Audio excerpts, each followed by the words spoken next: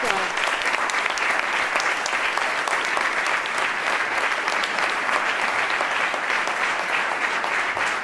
And I'm such a short person, I had to move that 10 inches down.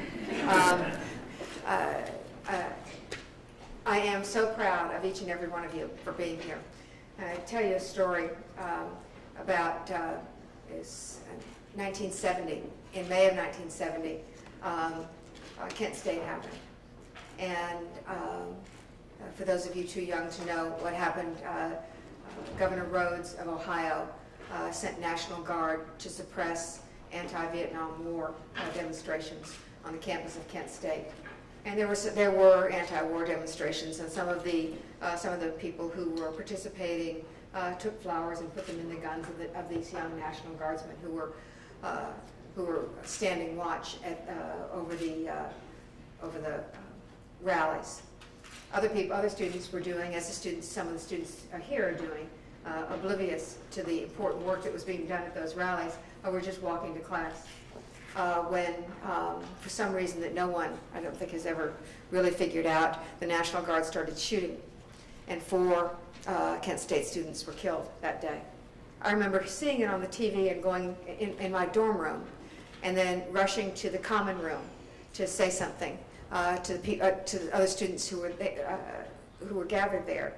And there were, the only people who were in the common room were 4 people who were playing cards at a table.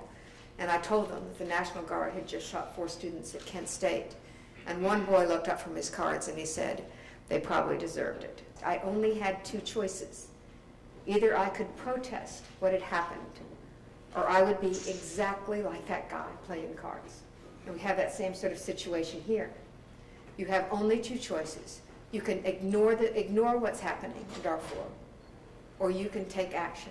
We did whatever we could to draw attention to our outrage about Kent State and our objection to the war in Vietnam.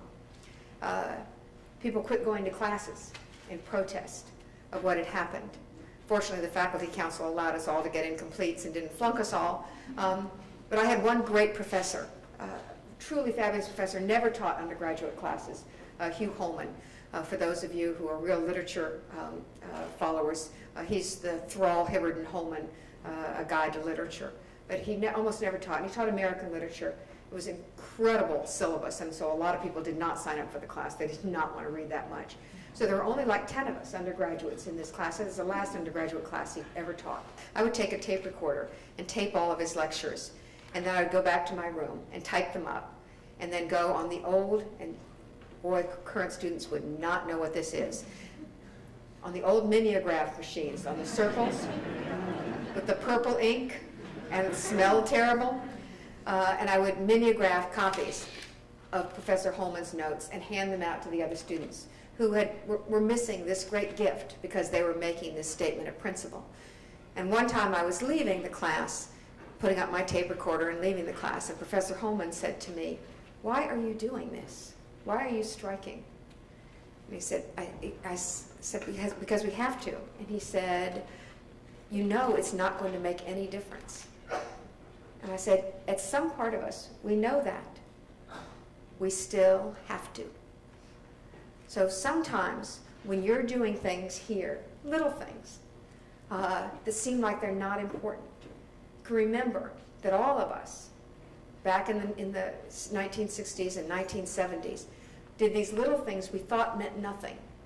But eventually, they changed the mind of a country, and something happened. Dr. King did, that he had been quiet long enough about the war, but that there's a time at which our silence is a betrayal of ourselves and of our obligations to one another. It's a betrayal of your country, a betrayal of your ideals, a betrayal of your brothers and your sisters, your responsibility to all of humanity. And that time has come, and frankly has long since come for Darfur. The time of silence has got to be over. We made a promise, the world made a promise to itself that we said after the Holocaust, never again.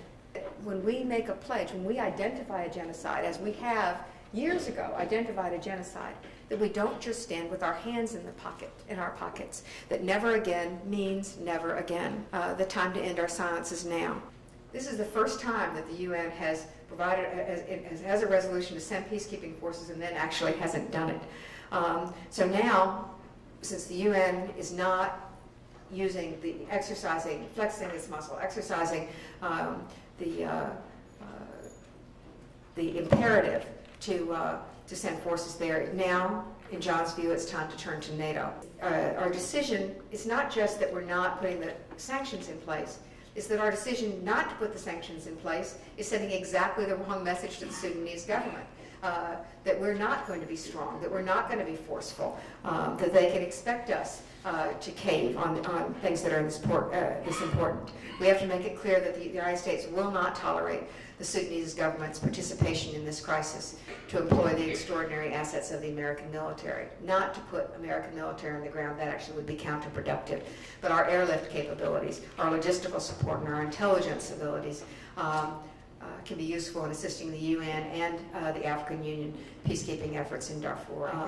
America must lead the way in getting the NATO members to support the UN deployment of 3,000 troops, so that we provide the troops, they're ready, trained troops, the NATO peacekeeping troops.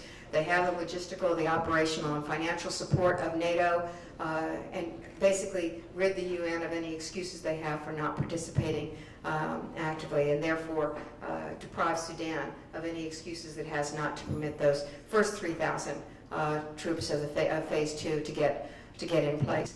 But we need a powerful international coalition to demand change, to demand that our government take action and that our president take action. We need to stand up for the people of Darfur, because if not us, who, and if not now, when? As I told Professor Holman, I know that my little effort might not make any difference, but I have to make it because it's all I can do. Thank each one of you for making the effort that you're making. And obviously you made it by coming here, and you've gotten a lot of ideas about how you can be effective. Don't let this be something that don't let the papers that you've collected or the bracelets that you wear be something that you put in a drawer. Let it be a call to you to reestablish, frankly, not just the dignity of the lives of the people of Darfur, but also the American moral compass that we used to be proud of. This is also an opportunity for us to do that. So thank you very much.